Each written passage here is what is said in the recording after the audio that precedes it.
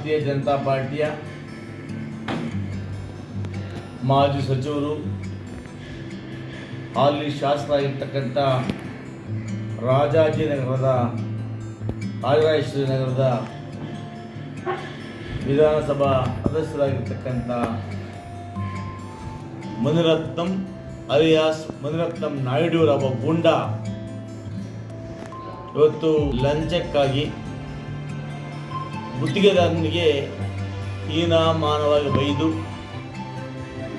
ಇಡೀ ಒಕ್ಕಲಿಗ ಸಮುದಾಯದ ಅವರನ್ನು ಹವೇಳಗರೆ ಮಾತಾಡಿ ನಿಮ್ಮ ಹೆಂಡತಿಯನ್ನು ತಂದು ಮಲಗಿಸು, ಒಕ್ಕಲಿಗರ ಹೆಂಡತಿಯನ್ನು ತಂದು ಮಲಗಿಸು ಅನ್ನೋ ಮಾತನ್ನು ಕೂಡ ಮಾತಾಡುತ್ತಾ ದಲಿತರ ಬಗ್ಗೆ ಹವೇಳನಕಾರಿಯಾಗಿ ಆ ವಲಯ ನನ್ನ ಮಗ ಅಂತ ಹೇಳಿ ಹೀನಾಮಾನವಾಗಿ ಮಾತಾಡೋದನ್ನು ನಾನು ಖಂಡಿಸ್ತೇನೆ. ಜೊತೆಗೆ ಈತ ಮೊದಲಿಗ ವಿಷಕ್ರಿಮಿ ಈತ. ಇವರ ಅಣ್ಣ ಒಬ್ಬ ಕೊರಂಗು ಕೃಷ್ಣ ಅಂತಕ್ಕಂಥವರು ದೊಡ್ಡ ರೌಡಿ. ಮುನಿರತ್ನಂ ಕೂಡ ಒಬ್ಬ ದೊಡ್ಡ ರೌಡಿ, ಗೂಂಡ ಮತ್ತು ಅನೇಕ ಹೆಣ್ಣು ಮಕ್ಕಳನ್ನು ಮಾನಹಾಣ ಮಾಡಿರ್ತಕ್ಕಂಥ ಒಬ್ಬ ಕಾಮುಕ, ಜೊತೆಗೆ ಲಂಚಕೋರ.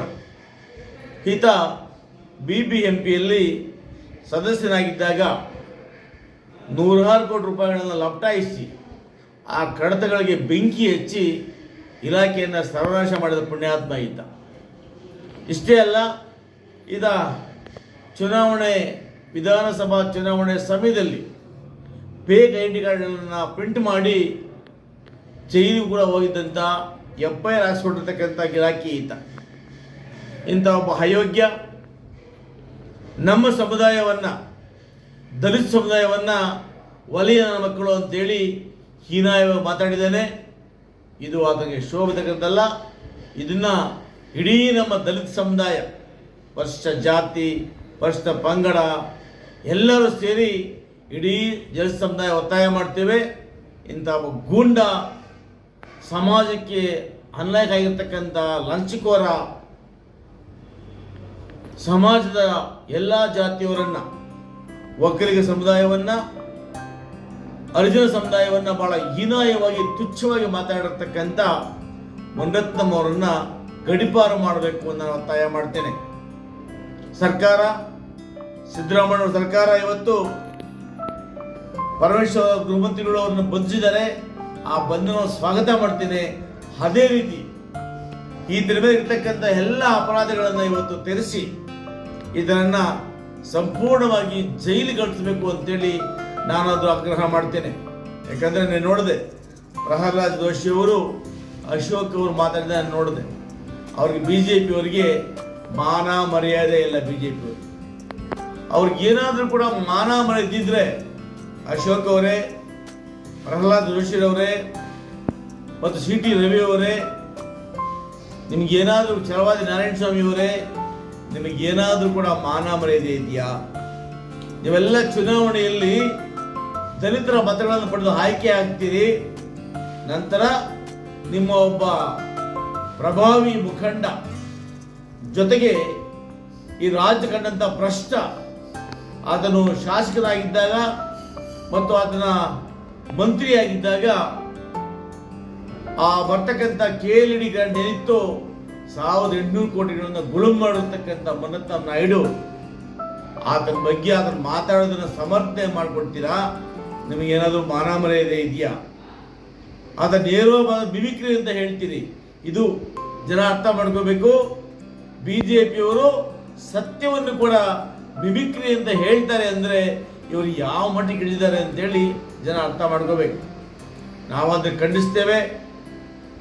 ಈ ನೀಚಗೆಟ್ಟ ಕೇಂದ್ರ ಮಂತ್ರಿಗಳು, ಈ ಭಾಗದ ಶಾಸಕರು, ವಿರೋಧ ಪಕ್ಷದ ನಾಯಕರುಗಳು ದಯಮಾಡಿ ಇದರ ಕೃತ್ಯ ಎಲ್ಲರಿಗೂ ಗೊತ್ತಿದೆ.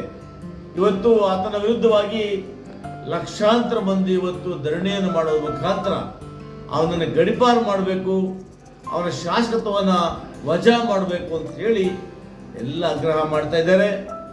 ಮುನಿರತ್ನಂ ನಾಯ್ಡು ಅವರೇ, ನೀವು ತಿಳ್ಕೊಂಡಿದ್ದೀರಾ? ದಲಿತ ಸಮುದಾಯಗಳು ನಿಮ್ಮ ನಗರದಲ್ಲಿ ದಲಿತ ಸಮುದಾಯ ಮತ ಇಲ್ಲ ಅಂದ್ರೆ ನೀವು ಗೆಲ್ತಾ ಇದ್ರಾ? ಇವತ್ತು ನೀವು ಅವರನ್ನೇ ಹೀನಾಯವಾಗಿ ಮಾತಾಡ್ತೀರಾ. ನಿಮ್ಗೆ ಯಾರು ವಕೀಲರು ಮತ ಕೊಟ್ಟಿಲ್ವಾ?